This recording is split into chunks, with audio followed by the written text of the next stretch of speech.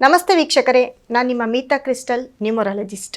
ನಮ್ಮ ನೆಕ್ಸ್ಟ್ ಜನ್ ವ್ಯೂವರ್ಸ್ಗೆ ಸ್ವಾಗತ.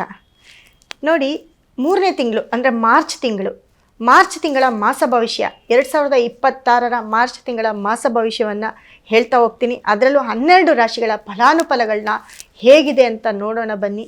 ಮತ್ತು ಕೆಲವೊಂದು ಗ್ರಹಗಳ ಬದಲಾವಣೆ ಆಗುತ್ತೆ. ಮೊದಲನೇದಾಗಿ ಶುಕ್ರ ಈ 2ನೇ ತಾರೀಕು 3ನೇ ತಿಂಗಳು 2026 ಮಾರ್ಚ್ 2ನೇ ತಾರೀಕು ಶುಕ್ರನ ಬದಲಾವಣೆ ಆಗುತ್ತೆ. ಶುಕ್ರ ಕುಂಭರಾಶಿಯಿಂದ ಮೀನರಾಶಿಗೆ ಬದಲಾಗ್ತಾ ಹೋಗ್ತಾನೆ. ಅದೇ ರೀತಿ ಸೂರ್ಯ 15ನೇ ತಾರೀಕು 3ನೇ ತಿಂಗಳು 2026 ಸೂರ್ಯನ ಬದಲಾವಣೆ ಆಗುತ್ತೆ. ಸೊ ಸೂರ್ಯ ಕುಂಭರಾಶಿಯಿಂದ ಮೀನರಾಶಿಗೆ ಹೋಗ್ತಾನೆ. ಒಟ್ಟು ಮೀನರಾಶಿಯಲ್ಲಿ ಶನಿ, ಸೂರ್ಯ, ಶುಕ್ರನ ಒಂದು ಸಂಗಮವಾಗ್ತಾ ಹೋಗುತ್ತೆ.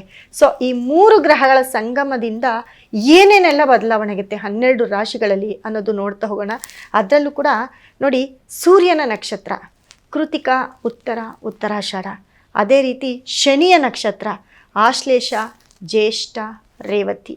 ಈ 3 ನಕ್ಷತ್ರ 6 ನಕ್ಷತ್ರದವರಿಗೆ ಯಾವೆಲ್ಲ ಒಂದು ಬದಲಾವಣೆ ಆಗುತ್ತೆ ಅನ್ನೋದು ಮುಖ್ಯ ಆಗಿದೆ. ಸೊ ಅದನ್ನು ಫಸ್ಟ್ಗೆ ನೋಡ್ತಾ ಹೋಗೋಣ. ಈ ರಾಶಿಗಳ ಬದಲಾವಣೆಯಿಂದ, ಗ್ರಹಗಳ ಬದಲಾವಣೆಯಿಂದ 12 ರಾಶಿಗಳಲ್ಲಿ ಯಾವ ಫಲಗಳಿರ್ತವೆ ಅಂತ ನೋಡ್ತಾ ಹೋಗೋಣ ಬನ್ನಿ ವೀಕ್ಷಕರೇ. ವೃಷಭ ರಾಶಿ ಅಂತ ಬಂದಾಗ ನೋಡಿ, ವೃಷಭ ರಾಶಿಯಲ್ಲಿ ಕೃತಿಕಾ, ರೋಹಿಣಿ, ಮೃಗಶಿರ 3 ನಕ್ಷತ್ರಗಳು ಕೂಡ ವೃಷಭ ರಾಶಿಯಲ್ಲಿ ಬರ್ತವೆ. ಸೊ ಕೃತಿಕಾ ನಕ್ಷತ್ರದ 2, 3, 4ನೇ ಪದ ಅಂದರೆ ಸೂರ್ಯನ ಒಂದು ನಕ್ಷತ್ರ ಆಗಿರುತ್ತೆ. ಈ ಕೃತಿಕಾ ನಕ್ಷತ್ರದವರು ತುಂಬ ಕೇರ್ಫುಲ್ ಆಗಿರಬೇಕಾಗತ್ತೆ ವೃಷಭ ರಾಶಿಯಲ್ಲಿ. ಯಾಕಂದರೆ ಮೀನ ರಾಶಿಯಲ್ಲಿ ಸೂರ್ಯ ಮತ್ತು ಶನಿ ಒಂದಾಗ್ತಾ ಇದ್ದಾರೆ, ಸಂಧಿಸ್ತಾ ಇದ್ದಾರೆ. ಮತ್ತು ಶನಿಯ ನೇರ ದೃಷ್ಟಿ ವೃಷಭ ರಾಶಿಯ ಮೇಲೆ ಬೀಳೋದ್ರಿಂದ ಅದರಲ್ಲೂ ಕೃತಿಕಾ ನಕ್ಷತ್ರದವರು ತುಂಬ ಕೇರ್ಫುಲ್ ಇರಬೇಕಾಗುತ್ತೆ. ರಾಶಿಯ ಮೇಲೆ ಶನಿ ದೃಷ್ಟಿ ಬಿದ್ದಾಗ ಒಂದು ಮಾತಾಡಿದ್ರೆ ತಪ್ಪು, ಒಂದು ಕೆಲಸ ಮಾಡಿದ್ರೆ ತಪ್ಪು. ಅದರಲ್ಲೂ ಸೂರ್ಯ ಶನಿ ಒಟ್ಟಿಗೆ ಇದ್ದಾಗ ಯಾವ ಒಂದು ಕೆಲಸ ಫಸ್ಟ್ ಆಗುತ್ತೆ, ಯಾವ ಕೆಲಸ ಲಾಸ್ಟ್ ಆಗುತ್ತೆ ಅನ್ನೋ ಕಾಂಪಿಟೇಷನಲ್ಲಿ ಇರ್ತಾರೆ. ಹಾಗಾಗಿ ವೃಷಭ ರಾಶಿಯ ಕೃತಿಕಾ ನಕ್ಷತ್ರದವರು ತುಂಬ ಕೇರ್ಫುಲ್ ಆಗಿರಬೇಕು. ಜೊತೆಗೆ ನಿಮ್ಮ ಪ್ರಯಾಣ ಆಗಿರ್ಬೋದು, ನಿಮ್ಮ ಯಾವುದೇ ಕೆಲಸ ಆಗಿರ್ಬೋದು, ಆ ಕೆಲಸಗಳನ್ನು ಈ 1 ತಿಂಗಳು ನೀವು ಪೋಸ್ಟ್ಪೋನ್ ಮಾಡಬೇಕಾಗತ್ತೆ. ಇಲ್ಲ ಅಂದರೆ ತುಂಬ ಸಂಕಷ್ಟಕ್ಕೆ ಸಿಲ್ಕೊಳ್ಬೇಕಾಗತ್ತೆ.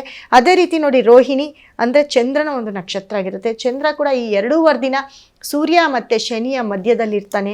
ಸೊ ಮೀನರಾಶಿಯಲ್ಲಿರ್ತಾನೆ. ಈ 20ನೇ ತಾರೀಕು, 21, 22ನೇ ತಾರೀಕು ಈ 3 ದಿನ ಕೂಡ ತುಂಬ ಕೇರ್ಫುಲ್ ಆಗಿರಬೇಕಾಗುತ್ತೆ. ಮೃಗಶಿರ ನಕ್ಷತ್ರಾಧಿಪತಿ ಕುಜ ಬಂದು 10ನೇ ಮನೆಯಲ್ಲಿರ್ತಾನೆ. 10ನೇ ಮನೆಯಲ್ಲಿದ್ದಾಗ ಲಾಭವನ್ನು ತಂದು ಕೊಡ್ತಾನೆ. ವೃಷಭ ರಾಶಿಯ ಮೃಗಶಿರ ನಕ್ಷತ್ರದವ್ರಿಗೆ ಎಲ್ಲೋ ಒಂದು ಕಡೆ, ಅದು ಮೊದಲು 2ನೇ ಪಾದ 1 ಮತ್ತು 2ನೇ ಪಾದದವ್ರಿಗೆ ಎಲ್ಲೋ ಒಂದು ಕಡೆ ಕೆಲಸ, ಕಾರ್ಯ, ಪ್ರಾಪರ್ಟಿ ವಿಷಯ ಅಥವಾ ಫಾರಿನ್ಗೆ ಹೋಗಿ ಕೆಲಸ ಮಾಡೋದು, ಈ ಥರ ಯೋಗಗಳನ್ನೆಲ್ಲ ಅತಿ ಹೆಚ್ಚು ತಂದು ಕೊಡ್ತಾ ಇರ್ತಾನೆ.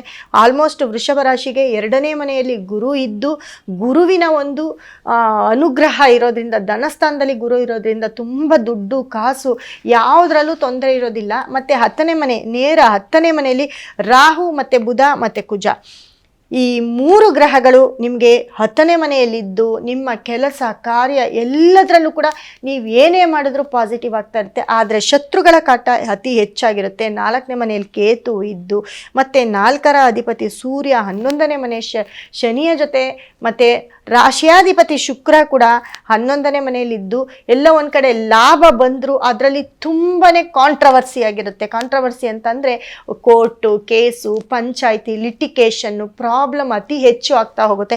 ಸೊ ಈ ಪ್ರಾಬ್ಲಮಿಂದ ನೀವು ಲಾಭ ತಗೊಳ್ಳೋದು ಅಷ್ಟೊತ್ತಿಗೆ ನಿಮಗೆ ಎಲ್ಲೋ ಒಂದು ಕಡೆ ನಿಮಗೆ BP ಬರೋದಂತೂ ಗ್ಯಾರಂಟಿ ಆಗಿರುತ್ತೆ. ಯಾಕಂದರೆ ಇಲ್ಲೂ ಕೂಡ ಬುಧ ಮತ್ತು ಕುಜ ಒಟ್ಟಿಗೆ ಇರೋದ್ರಿಂದ ಎಲ್ಲೋ ಒಂದು ಕಡೆ BP ಬರೋದು, ಹೆಲ್ತ್ ಅಪ್ಸೆಟ್ ಆಗೋದು, ಹಾರ್ಟ್ ರಿಲೇಟೆಡ್ ಪ್ರಾಬ್ಲಮ್ ಆಗೋದು. ಯಾಕಂದರೆ ಸೂರ್ಯ ಶನಿ ಶುಕ್ರ ಒಟ್ಟಿಗೆ ಇದ್ದಾಗ ಈ ಒಂದು ಪ್ರಾಬ್ಲಮ್ ಕೂಡ ಸ್ಟಾರ್ಟ್ ಆಗುತ್ತೆ. ಅದ್ರ ಬಗ್ಗೆ ಸ್ವಲ್ಪ ಹೆಲ್ತ್ ವೈಸ್ ಅಂತ ಬಂದಾಗ ತುಂಬ ಕೇರ್ಫುಲ್ ಆಗಿ ಇರಬೇಕಾಗುತ್ತೆ ವೃಷಭ ರಾಶಿಯವರು.